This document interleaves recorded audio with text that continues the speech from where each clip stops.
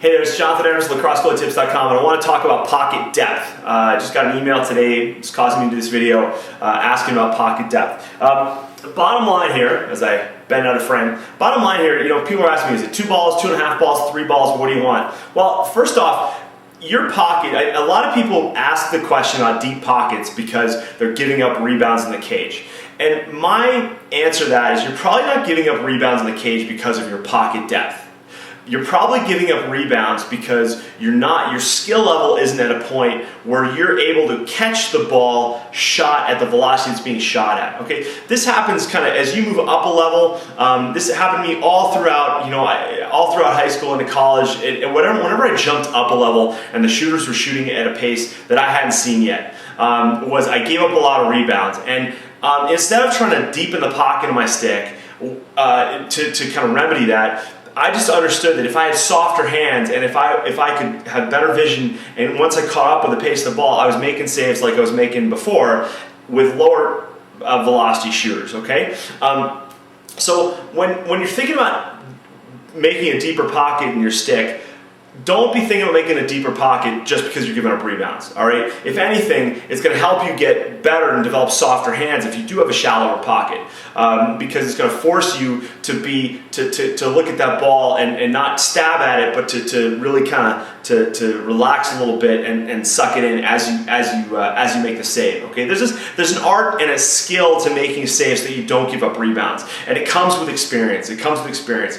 So don't take the shortcut by just putting a deeper pocket in your stick. Because what happens when you put a deeper pocket in your stick, if you're not strong enough physically with your upper body and with your forearms, you're not going to be able to make a pretty crisp pass. I see a lot of goalies now, even in the college level, who they can't make a quick outlet pass. The passes all come out of their stick with this like high arc. This big high arc because the pocket of their stick forces them to, that's the only way they can get the ball out of their stick is with a big arc. If they try to make a quick pass with a lot of velocity, or I should say a pass that goes quickly to the intended recipient, like a midi or long stick, a long stick midi breaking up field, they have to take this huge wind up and they got to stick way back here and they really have to step into it. Well, now what you've done is you've telegraphed that pass and the whole field's going to be coming over there. So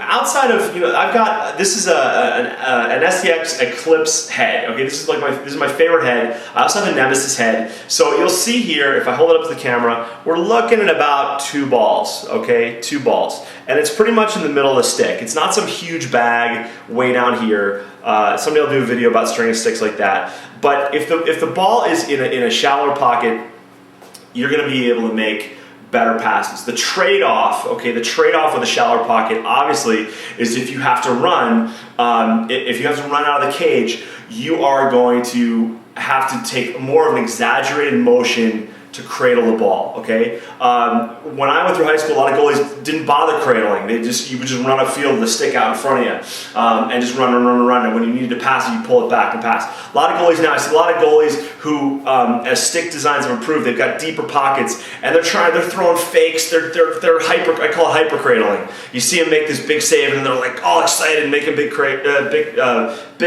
movements with the stick. Really, you should just settle down and throw the ball, okay? So as far as pocket depth goes, 2 balls, 2.5 balls, I think you're fine. Because with this stick, I can make a crisp pass. I'm a pretty strong guy. I can make a crisp pass and hit a midi like that, and we got to clear downfield. You got to remember, the sooner you can hit that midi on the clear, the sooner he's got it in his stick and he can go, or she can go. But if it takes forever to get there and you have to throw this big arcing pass, the chance of that guy getting crushed by an attackman or a midi that you didn't see is huge. So a shallower pocket allows you to make quicker passes, okay? If you have a deeper pocket, granted, you may make some saves. You may hold on to some rebounds that originally you made before. But to be honest, I think when you're out of the cage or you need to make a pass, it's going to delay you a little bit, and that might be something that you can get away with at a high school level. But there's going to be those times where you need to be able to get rid of the ball quickly, or you need to get the ball upfield. Again, a deeper pocket takes a lot of strength to get the ball over a larger distance.